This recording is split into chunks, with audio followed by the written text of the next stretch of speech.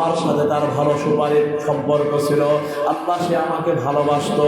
হায় হায় হে মুসলমান ভাই, এভাবে আপনাদের জন্য সুপারিশ করবে আলেমগণ, যাকে আপনি বেশি মহব্বত করতেন, ভালোবাসেন, ওই আলেম আপনার জন্য তাকে যদি আল্লাহ জান্নাত দেয় তাহলে সে সুপারিশ করবে, আল্লাহ পাক রব্বুল আলামিন তার সুপারিশ কবুল করবে। শহীদ আল্লাহর রাস্তায় যিনি নিজের শরীরের তাজা রক্ত বিলীন করে দিয়ে আল্লাহর দ্বীনকে দুনিয়ার জমিনে কায়েম দায়েম রাখার জন্য নিজের জানটাকে উৎসর্গ করে দিয়েছে, বিবি বাচ্চাকে এতিম করেছে, মা বাবার আদর সোহাগ থেকে বঞ্চিত হয়েছে, এমন শহীদরা কিয়ামতের ময়দানে আপনার আমার জন্য সুপারিশ করবে, আল্লাহ আমি তোমার সন্তুষ্টির জন্য আমার শরীরের তাজা রক্ত দ্বীনকে ইসলামকে বিজয় করার জন্য ওয়াকাতরে দুনিয়ার জমিনে রঞ্জিত করেছিলাম তোমার সন্তুষ্টির জন্য, আল্লাহ আজকে তুমি আমার সুপারিশ কবুল করো, আমার বন্ধুকে জান্নাতে দাও, আমার বাবা, আমার ভাই, আমার চাচা, আমার শ্বশুর, এদেরকে জান্নাত দান করো, না হয় আমি তোমার জান্নাত চাই না। আল্লাহ তাদের সুপারিশটাও কবুল করে নেবে। সিদ্দিক সত্যবাদী যারা দুনিয়ার জমিনে আছে, এরাও আল্লাহর কাছে সেদিন ফরিয়াদ জানাইবে, রব্বুল আলামিন আমার সততার কারণে তুমি আমাকে জান্নাত দিয়েছো, ও মালিক আমার বন্ধুকে তুমি ক্ষমা করে দাও, আমার প্রিয় মানুষটাকে তুমি ক্ষমা করে দাও। এভাবে আল্লাহ তাআলা এক এক বাহানায় এই সমস্ত উকিলদের সুপারিশের কারণে আল্লাহ তাআলা ক্ষমা করে দিবে।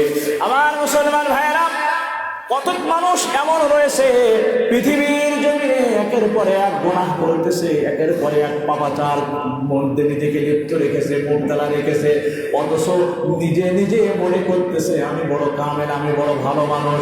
হায় হায়, জানিয়া করিলে পাপ তাহার গোনা না হয় মা, পৃথিবী না জানো আমি তো জানি, আমি কি পাপ করেছি হায়, পৃথিবী না জানো আমি তো জানি, আমি কি পাপ করেছি হায়, আমার পাপের করলে বিচার, বাঁচার আমার নেই উপায়, দয়াময় তুমি মাফ করো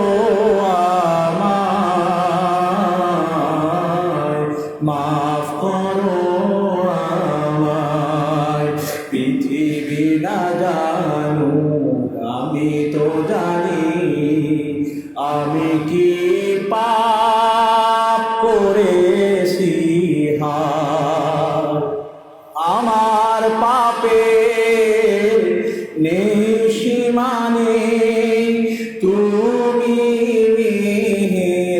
মেহেরবান, তুমি রহিম, তুমি রহমান, তুমি দয়াবান,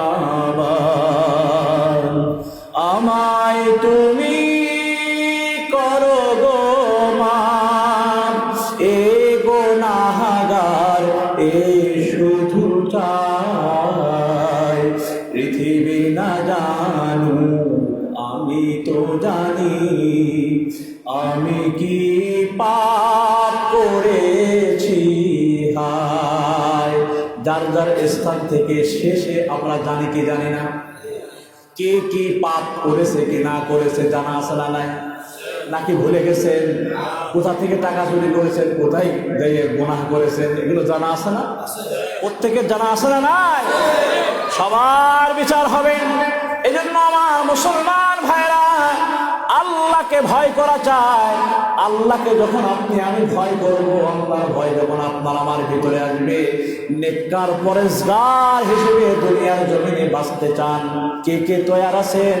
হাত উঠে আল্লাহকে দেখিয়ে দেন। আল্লাহ আমাদের তামান্নাকে কবুল করে না।